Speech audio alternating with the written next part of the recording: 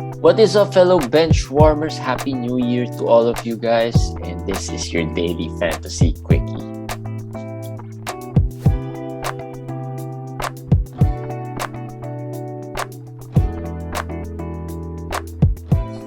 What's up, guys? Happy New Year! Happy New Year, commish! Yes, Happy New Year, guys. First day of the year 2022, and we are back with our regular quickies. How are you? How are you over the past 2 days, the crossing over to the new year? It's been okay. More relaxed as we're in the holidays. So, but it's tougher to follow the games. So because you wake up later and you're kind of still hangover. But you just want to do nothing, right? The yes. past few days, you just want to do nothing, and that's the feeling I also get. It seems like I just don't want to do anything at this point. Fantasy continues. The NBA continues. So let's get on with our quickie. Let's talk about some news. Well, Rajon Rondo trade pushed through. Well, nothing big, no big news really. Rondo was traded for Denzel Valentine.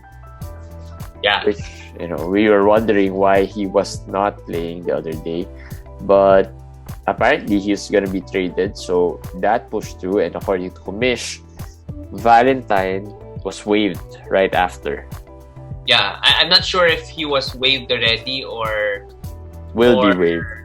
Will be waived. I think they're opening up some roster spot for Stanley Johnson. Because Stanley's a hardship signee, but he has been getting a lot of minutes. And actually, the Lakers are playing small. They have Frank Vogel has said that they would not play any bigs anymore. Not Dwight, not DeAndre. DeAndre, by the way, I think is about to be released. I'm not sure when or how, but that's the rumors with DeAndre. So they're gonna play small, and Stanley, I think, is a very big part of that. So given that he's a big part of that, will he be a big part of any of our teams in fantasy moving forward, or is he just a low-end streamer that you can plug in here and there once in a while? I think maybe a streamer. He like today he played 20 something minutes, I think, but he only got he didn't do much. He didn't do much also. So I think Stanley is basically just a streamer.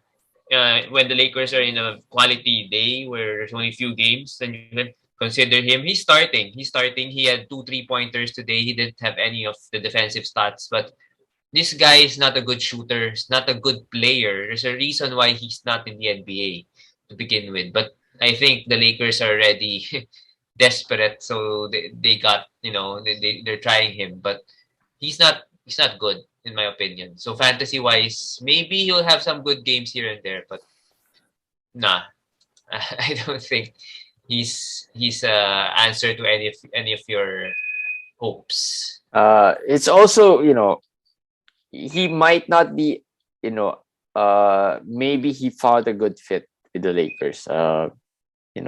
Possibly, yes. Sometimes you may seem to be not you don't seem like a good player with some teams because they don't use you as well.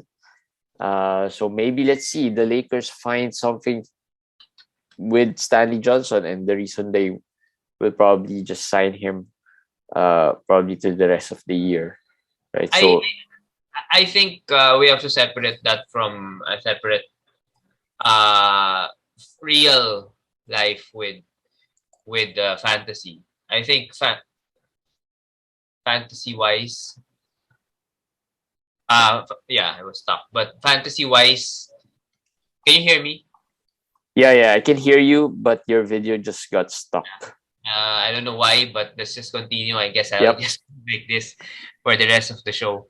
But yeah, separating fantasy with real life, I think he might have value for the Lakers, but fantasy, I doubt it. Yeah. Any other, So probably with the Lakers going small, obviously LeBron has been killing it. He's been today he scored 43 points in 29 minutes only, and also had 14 rebounds, 2 steals, 2 blocks, and 0 turnovers. Great stat line by LeBron in 29 minutes. Monk played well, so that's, he should be rostered, I guess. Uh, Malik Monk, as well as Carmelo Anthony. Westbrook, of course, should be there. Yeah, pretty much those are the guys that should be rostered, given that the Lakers would go small. And yeah. I think LeBron, of course, actually is getting a big boost with playing at starting at center. Basically, yeah, the evolution of LeBron is complete. He's now a center. Yeah. I don't, the curious thing for me here is, will Yahoo give him a center eligibility tag? That is the thing, that if he gets that, I'll bump him higher. I'll bump him higher, because that's a big thing. That's a big thing, given how it's hard to get centers, right?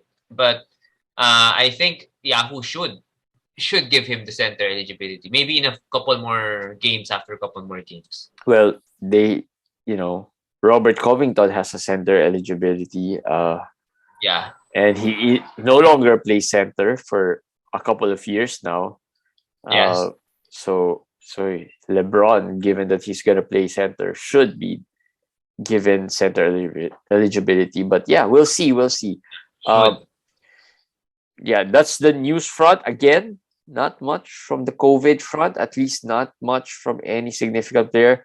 The last time we said that, the following day, there was a number of players.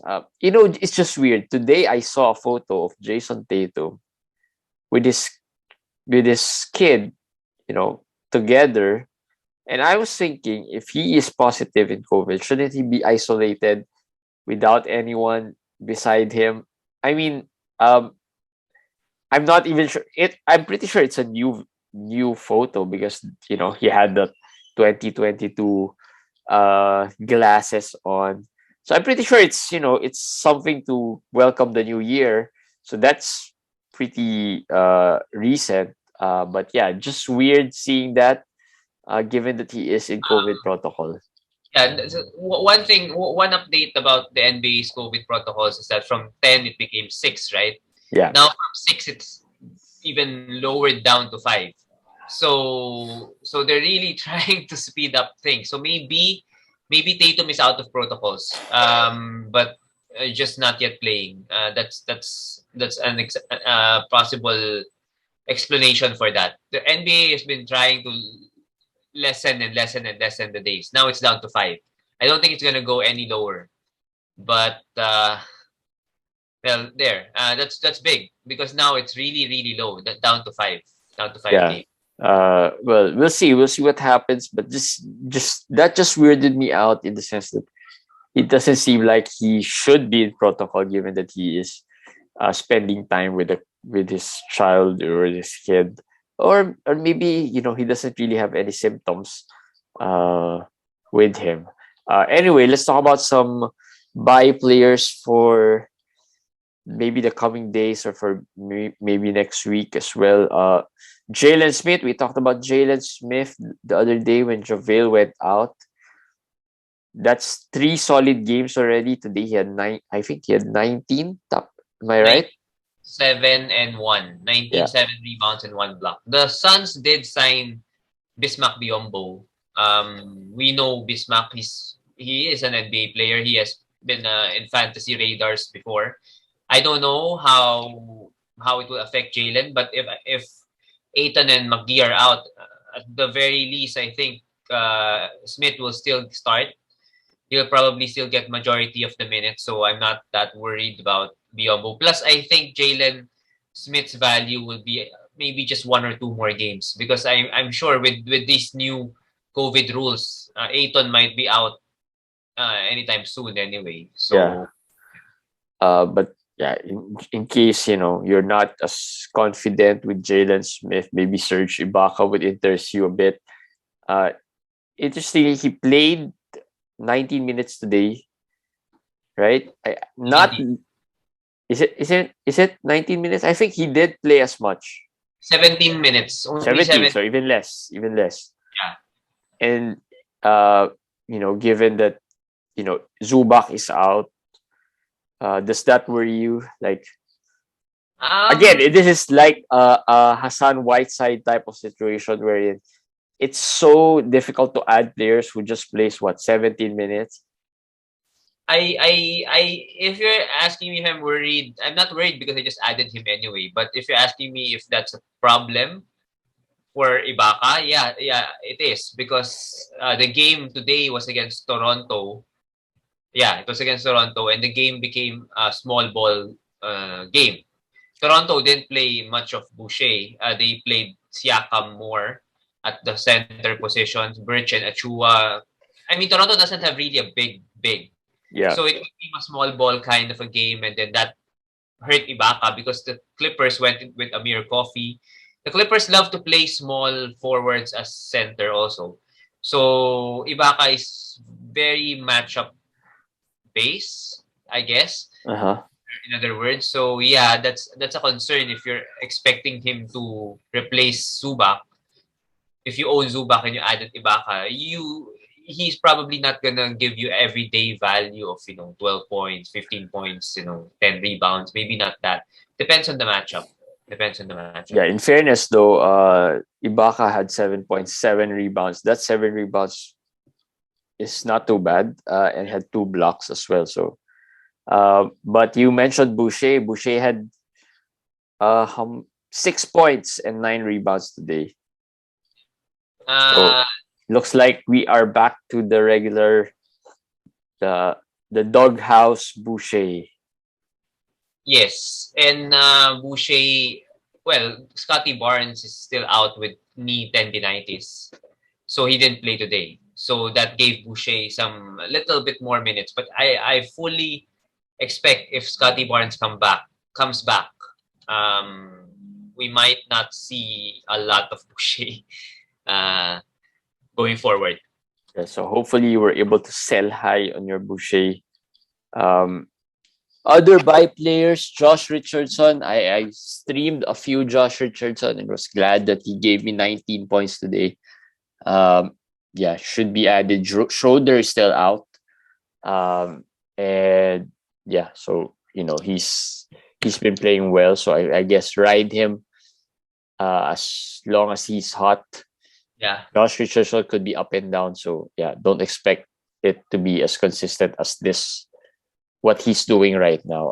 Lou Williams, who's out? Lou Williams is in because Bogdan, Cam Reddish Cam actually Reddish. Cam Reddish got 10 hurt. minutes sprained his ankle. Of course, the Andre Hunter is still out. Gallinari is still out. Who was their backup point guard anyway? I'm not too sure. I think it's Lou. It's been always Yeah, been, but now the bench is basically nobody except him. So Atlanta has a good schedule coming up. Maybe he gets more minutes. He got 30 today, but with the good matchups, maybe he gets more stats. yeah. He has more stats. Yeah. So I think I'm not that. If you're in a 12-team league, I'm not telling you to add him, or in a 14-team league. But if you have one slot, one roster spot for streaming, or one weekly streaming spot, Lou might have some value. Might have some value. Justin Holiday, like you said, Duarte is out, so Justin Holiday could have some sneaky streaming value or more consistent value. He's a 3 and D guy. If you need threes and some steals. And Aaron Wiggins. Aaron Wiggins is interesting because he's been playing well for 4 games now?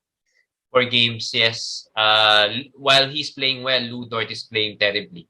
I don't know if Yeah. that's correlated, but Lou has been struggling. Of course, Josh Giddey is still out, so that's the reason why he's He's getting minutes. yeah, and he's starting. If Giddey comes back, Wiggins will go back to the bench. So use him until Giddey comes back, but also remember him because of course, OKC. We know OKC before the All-Star break and OKC after the All-Star break would be probably two different teams. So Aaron Wiggins, Drayman, these guys, Isaiah Roby.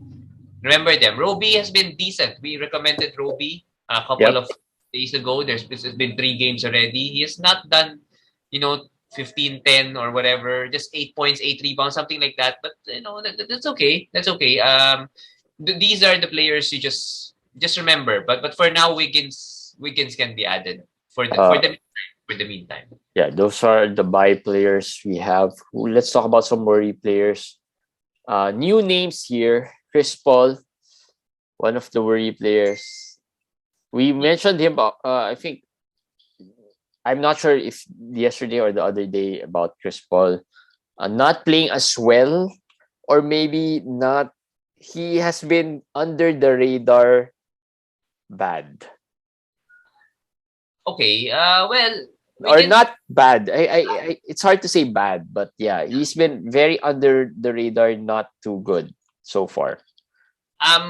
Yeah, because he started so well, right? I Yeah, mean, his straight was so good. His assist was there and everything. Lately, maybe you could say he's in cruise control. Maybe I mean, yeah, ever since the Suns had that winning streak, and then they were. I mean, given we're already in how many games in are we? 35, 36 games in, so we're almost at the halfway point of the season. Basically by this time you already know where you are as a team. So he can see that Phoenix is, I mean, the top one of the top teams in the NBA. Basically, he can see, I think he's already thinking of different things.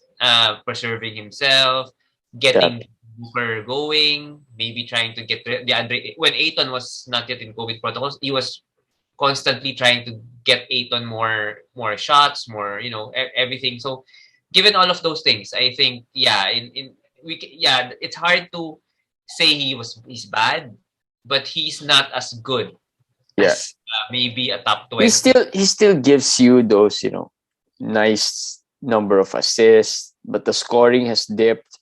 Yes, Maybe also because Booker has been playing really well. The assist has dipped. I mean, I couldn't even remember the last time he had a double figure assist mark. he Uh, had one I think last week, but yeah, before that and after that, the assist rate has been low, Even the right? steals, even the Yeah, steals. even the steals. So like I said, he's been very under the radar, not too good, or at least not the level of Chris Paul that we kind of expect or used to, the type of Chris Paul we get used to. Uh, But yeah, I think okay. Will we recommend sell for him? I think yes, in a way. Remember though, Chris is the only one of the only maybe few left who has played every game this season, aside from Rudy Gobert and Russell Westbrook. I posted that. Uh Bound to miss games. I just feel it. I highly doubt he plays 82. And given now that the Phoenix Suns have a little buffer in the standings, he will not be as pressured to play also. So yeah, I don't think other managers realize yet that he's kinda not Chris Paul of the early few weeks of the season. So maybe you can still get, let's say, a Fred VanVleet maybe, or who else? Maybe I would Halliburton, actually Halliburton is one of our winners. I put him here because he's basically doing what Chris Paul was doing early in the season. He's yeah. averaging 10 point something assists and 2 point something steals the past 8 games. But His Fox went out.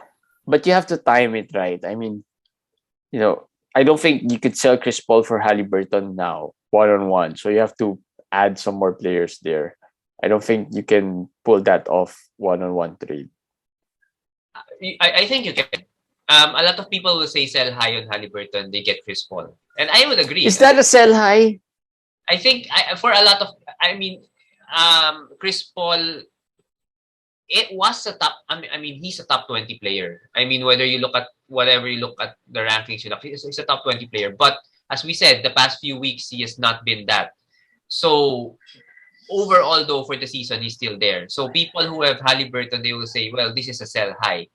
I'm gonna get Chris Paul, who's probably struggling a little bit. So yes, you can say that's a sell high for me. Uh, Uh, and not, but if you look at the stats, I just checked the stats of Chris Paul. He's averaging around 15 points, more or less. But the assists are not bad. I mean, he's averaging close to 10, 9.8. Still good. That's a good assist rate. And 2 steals per game, which is, you know, above average, I would say. I mean, way above average. Uh, so still not bad. I just feel like, yeah, maybe Chris Paul would be a sell high for if you trade Halliburton for Chris Paul. You're selling high on Halliburton. It's just that, like you said, he's bound to miss some games and all, and he's older. So I think that's the challenge on why I feel like I'm iffy if that's a sell high for the Halliburton manager. maybe, but for me, if I'm Chris But Paul, the name value though, the name value is a sell high, definitely. yes, but I would if I own Chris Paul, I would want maybe at the very least like a Levine, a more sure second rounder. I would probably go with Levine, with Fred VanVleet, as I said. Maybe more of those players. I think I can get them with Chris Paul. You can get them for Chris Paul. Yeah. You just need to sell them properly, but you can get them for Chris Paul. Any big man. Yeah.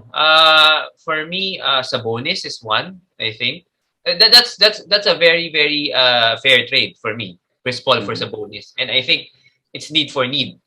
Yeah. I mean the guard for guard probably be based on values, right? I mean, when you look at it, if I'm trading this Chris Paul for another of your guard, that means I'm selling my Chris Paul, whether high or low, depending on who I'm getting, right? And that means I like your player more than Chris Paul at this point. So, but if it's a center, at least it's easier to pull off. Or if it's a forward or other positions, it's easier to pull off. So yeah, Sabonis maybe. Even Uh, Miles, even Miles Turner, you can get Miles. That's need for need for me. yeah, if you need the Miles, blocks, the blocks. would Capella be a uh, Yeah, yeah. okay trade, or maybe a Jarrett Allen or a Gobert? I don't think you can get Gobert. I doubt any manager of Gobert would trade Gobert, considering they're very happy with him that he hasn't missed games. Yep. I mean, it's psychological. I mean, if you always see But Gobert Chris give, Paul doesn't miss games. yeah, that's But true. but But the Gobert is like the closest to the sure thing for yes, managers, right? I mean, yes, pretty much almost every if there's Jokic in the first round, sure thing type of player, there's Gobert in the second round, the sure thing type. Like you know what you're gonna get. You don't expect him to pass the ball. You don't expect him to shoot threes. All you really need from him is good field goal, blocks, and rebounding. And you're probably gonna get that every game.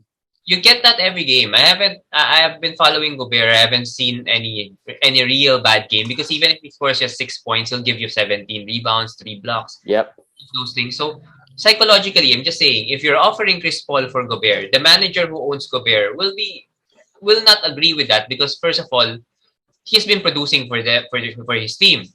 Second of all, if he's in a surplus of big men, Gobert will probably be the last big he will try to sell there. He'll probably try to sell if he has Gobert, if he has, let's say, Jaren Jackson, or he has, Yusuf Nurkic. He will try to sell Jackson and Nurkic because those players can still has value.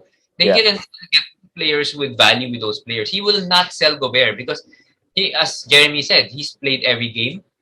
He's consistent. So that's tough to get Gobert. That's why I said Miles Turner, maybe as a bonus. Actually, Kristaps Porzingis for one. If you want Chris Paul, that's another player that you can consider.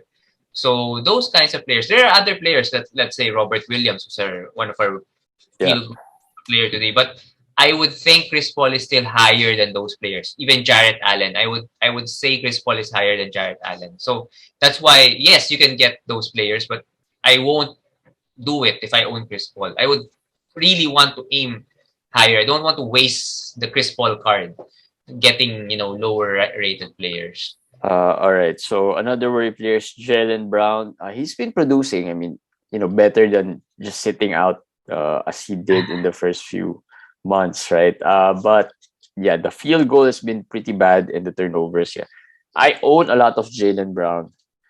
I really don't notice much anymore the field goal because maybe I'd rather him play. I needed some scoring and some threes from him. So yeah, I don't mind. But yeah, it's been bad. Yes, I agree with you. I also own some Jalen Brown, and even if he shoots terribly or even if he gets 7 turnovers, I really don't care. Sometimes I just feel like, well, he's playing. He's scoring, at least he's scoring Yeah. 20 points, maybe giving me 5, 6, 7 rebounds. I'm happy with that because we endured the the weeks of the hamstring and the COVID and everything. So we're happy with this. But we have to judge him like we judge the other players. He gave us weeks of no stats, and then he comes back and kills our field goal and turnovers. It's still bad, right? It's still It bad. is. It is. Yeah. Trades. So is it time to let go? Are you letting go of your I've been gem? trying to let go of Jalen. It's tough. It's tough because I'm a picky trader. I don't settle for low ball offers just because the player is struggling or injured. That's how I am. So it's tough. But I've been trying to find the right deal. Maybe just be patient. But well, the John Collins deal that I've been mentioning before, I think you guys, if you want to try it now, it might work because Collins is in COVID protocols. So maybe that would work. Collins is way better than Jalen Brown. Believe me, he's way better. But that could work. That could work. Yeah. Again, timing could also, maybe the timing could, is also very important here. So yeah. I would add Ti- another player. OG came back today. Had a Yeah. great game, and he's a sell for me. He's a sell for me. I think today, good game. But if you want this game every game, I don't think so. I don't think that will happen, especially when the Raptors are healthy. I feel Well, like if you look at it, Fran Van Fleet and Siakam also had great games. yes, they still didn't have Scotty Barnes, but Gary Trent didn't have a good game. Gary Trent didn't have a good game. Remember that. And Gary Trent, we can say a lot of things about him, but he is a scorer. And if he's hot today, he was not hot. But when he's hot, you're 100% sure that OG will get lesser attempts, will get lesser usage. So when the Raptors are healthy, they have a lot of players to feed. We're not even talking about Scotty Barnes. We're not even talking about, of course, Boucher, of course, Chua. I mean, there are players there. I mean, And the four. I guess the four would be the ones that's gonna be. Maybe Van Fleet is the outlier there. I mean, Van Fleet would probably get his share yeah, because he's the one facilitating. He gets the assist. He can steal the ball. But the three, Barnes, OG, and Siakam. and Trent, actually. Yeah, Even and Trent. But they play. Those three first. Barnes, OG, and Siakam pretty much play the same way. yes, They yes. play exactly the same way. At least Trent has, his defense. He guards the wing guys. He can, spot up for the freeze.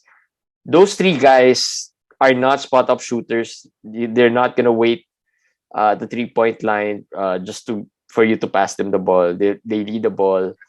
The good thing about players like them as well is that they can do other things like rebound, pass the ball. I mean, their skill set is exactly the same. I think that's how Masai Ujiri built the team. He wants a team of wings, long, tall wings that can, versatile, can do a lot of things. And some are better than the others in some stats. Like Scotty is a better passer. Siakam, I think, is a better scorer in a way. OG overall, I think, is the best shooter among the three of them. Yeah. So they have their strengths, but overall, yes, they do things similarly.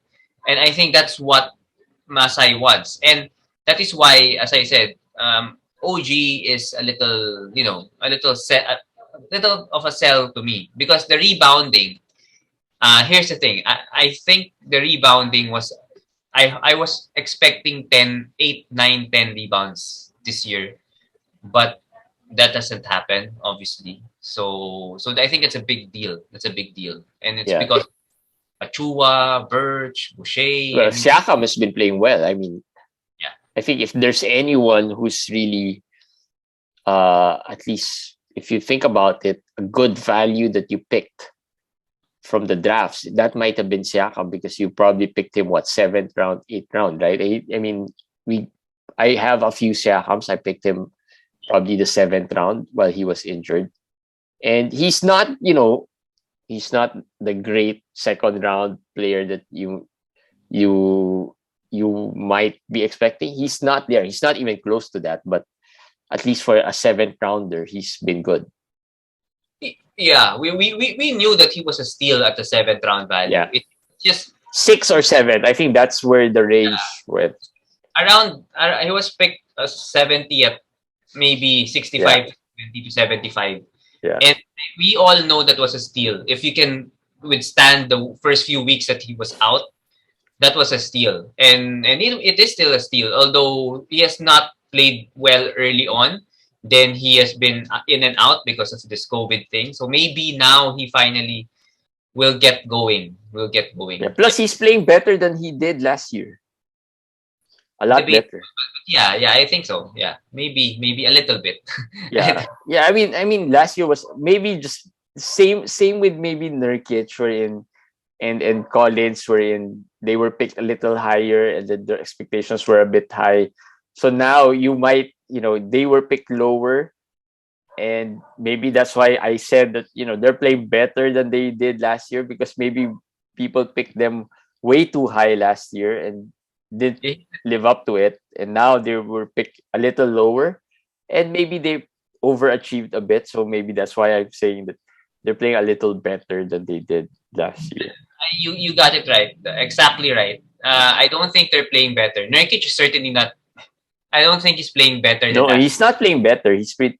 Yeah. The He only just. player among those players I think who's playing better is Collins. He's playing better, but that is just close. It's not even way better. Yeah, He's because Collins had it going towards the second half of the yes. season. It's just as you said, we picked all of these players lower this year, even Jaren Jackson, because of everything that happened last year. So whatever they give us this year will be, we'll take it. We'll take it. Which is the opposite with what happened to Michael Porter Jr., for example, who although he Yeah. did get injured, but still it really hurt a lot of managers. People got angry, got very emotional because that was a second round pick, at most at the very least a third round pick, and that hurt. That hurt Yeah. a lot. Well, that's what Nurkic went through last year. Nurkic owners went through last year when when a lot of them picked him second. I, for one, had some second round Nurkic picks last season. Yeah, cap it off. Let me see if hold on. Give me just a few seconds. Yeah. Well, Jeremy's not here. There. All right, sorry. I just had to charge my laptop because it might die before we end. All right, so let's move on to our feel good players. Robert Williams had a great triple double today. Yeah, 2 steals, 5 blocks. Yeah, so yeah, I've been very, very I kept on mentioning about the buy low for Robert Williams, and I think that was really, you could see that from afar. He was playing so poorly. He was not being talked about. He, nobody was mentioning him. So I think he was really gettable at that time. But now, yeah, he's playing well. I don't expect a 10 assists, but he has had 7 assists and then 10 assists 2 or 3 of the past few games. So the assists will not be 10, but at least probably 3 or 4, probably there. Yeah. So he's really playing well. He's really playing well. Yeah, and we talked about consistency with Gobert, of course, his partner in crime, Donovan Mitchell. Mitchell missed a game, I think, or two games this week, or a game this week. But yeah, overall, But maybe you answered the question there that I posted. Who what would you rather have, Jimmy Butler, or I actually posted that, Butler or Donovan? Rest of the season, we already know what happened before. This today, Butler is back. I don't know, what you think. He stay healthy, whatever. Who do you want to own? I'll be honest, I'm not really a big fan of Mitchell because I haven't really owned him until this year. Maybe it's eh, a sh- with considering the health as well, right? Yeah, yeah. Overall, I mean, of course, without any health problems, we probably all choose Butler. But given everything that we know, who do you want? If I offer you Butler right now for your Donovan, would you take that? I mean, Uh, how you answer it? Probably not. Okay, so Probably you're not. Butler. The thing with Butler is I feel like if I'm gonna trade for Butler, I'm gonna go around lower, like offer my third round player for Butler. Okay, Because so you're Mitchell saying is close. Mitchell's kind of close in terms of, well, Mitchell's borderline, I guess, second round, third round, right? He's a yeah. late second rounder, borderline third round. But I'd go a little lower, maybe the low third round value type of players. So interestingly, you're saying that Donovan is higher, too high for your Jimmy Butler. Yeah, That's what you're saying. at So this so you'd point, rather have yes. Donovan Mitchell. Yeah, I'd rather have Donovan Mitchell. Okay. Okay. Just because of that, consistency in playing, in making, he plays pretty much every game. You know what you're gonna get. He's been very consistent. I know in the lineup we're in, I have him. You don't really have to check what his numbers are, and if you check, they're good. They're not bad, and he's shooting well, better. I Yes. guess he's Yes. shooting better, and that's the big plus this year, I guess. And the consistency of Utah is just, it's just good to have something like that in a season like this. I agree with Jeremy. Actually, I agree 100% with what he said. Maybe, if I want to get Butler, I'm not offering Donovan because Donovan has been consistent. Maybe I'll go lower if I'm trying to get Jimmy. But if I'm offered Donovan for my Jimmy, as I have Butler, as you guys, yeah, I'll take that in a heartbeat. I'll take that. Yes, Jimmy per game will be better, but looking at totals, And Donovan. and also that one thing that also affected the way I fought was the Heat are winning without Jimmy. Yeah. And with that, there's more incentive for them to rest him in some games because we're winning anyways. Why don't we just rest Jimmy because he's hurting? A few bones are hurting or whatnot. So rest him for a few games and then play him again a few games. That's how we can preserve him for the playoffs, and he'll probably go all out during the NBA playoffs, right? That's how Jimmy Butler is. So I think he's at that age wherein, yeah, I can rest a few games. Just like how Chris Paul is pacing himself. Unfortunately, it's just that for Jimmy Butler, he's been suffering some injuries here and there. And he's a more erratic type of player in the sense that he falls down a lot of times. Yeah. I, He's I, like I a Dwayne Wade, right? I mean, unlike Chris Paul, he's just gonna be steady. He's always gonna be there standing up. He rarely falls down and kamikaze his way to the ring. Jimmy Butler is a different guy. I mean, he's like the small forward version of Anthony Davis. He falls here and there, and then when he gets up, he's hurt a bit, and then he sits. So that's just worrying for me. With the age, he's not young by any means, and Mitchell is younger. So we'll go. I tried to get Butler in one league, in a 16-team league, and the player I was willing to offer was SGA. So, and that was the time when Butler was still out. So it's just that the manager really loved Butler. As much as I kind of am annoyed with Jimmy Butler, I think SGA might be a stretch. It's just given all his risks also, so that might be hard to pull off. So the time to do that might be when he was still out. Yeah, I offered that when he was still out.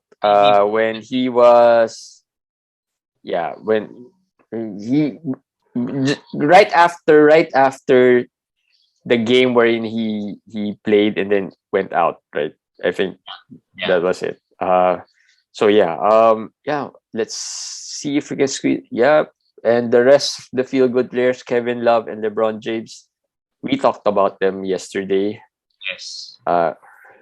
Love had the best game probably of his season this year, and it was reminiscent of Minnesota Kevin Love, I guess, if you are looking for that. But Cleveland is closing into being in full strength now, right? Yeah.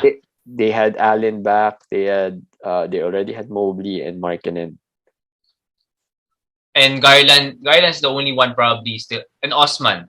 Garland and Osman are probably the only players out. Rondo will probably join them together. They'll probably all be back together.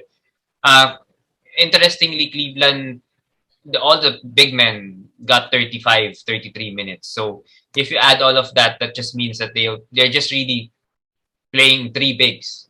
Yeah, they are. It looks like they are. They're gonna commit to that throughout the season, and I think that's gonna stick.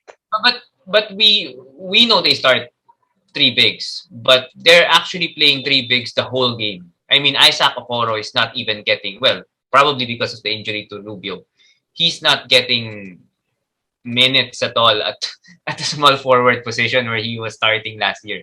He was totally playing shooting guard and some point guard. So that's perfect for Kevin Love. If you own Love, that's perfect for his value. I just feel you can still get, if you can get somebody, for him, just explore. For Kevin Love? Yeah. I mean, the way he's playing right now, there's value in Kevin Love. And a lot of people are actually asking about trades for Kevin Love. And I said, it's hard to see what trade you really can get for him. But of course, he's playing top 70, top 60 value right now. If you can go there, why not? I mean, I'll do that. I'll do that. Yeah. So there, Kevin Love, LeBron James. So we talked about LeBron James earlier, and that wraps up the first quickie of 2022. Interesting discussions as well, and hopefully 2022 will be better. As we said, there are lots of players coming back, and maybe next week would be a lot better for a lot of us managers from the COVID or injury front. But more important thing is that hope you guys will keep safe and stay safe as cases are slowly creeping up once again, and I hope that you'll always be careful and always wear a mask and all those things, and just stay safe, guys. We don't want this to affect our lives or our families as well. All right, that's it, Commish. We'll see you again tomorrow for another Daily Fantasy Quickie. Bye.